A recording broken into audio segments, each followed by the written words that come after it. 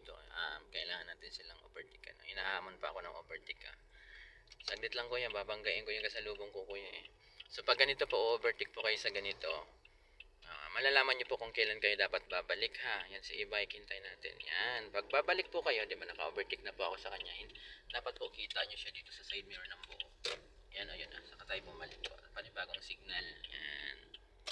Ganun po ha, pag mag-overtake sa mga ganitong masisikip na daan, wag po basta-basta babalik. Baka mamaya pagbalik nyo, katabi nyo pala yung in-overtakean nyo. So kawawa naman, ano.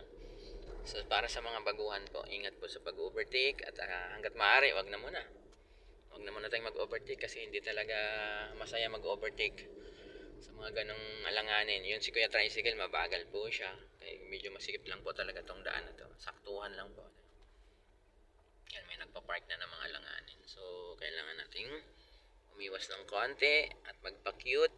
Baka magkaroon ng kasalubong, hindi magagalit sa'yo. Kung makukyutan sa'yo yan. Joke lang. Yun po yun, ha? Yun po yun.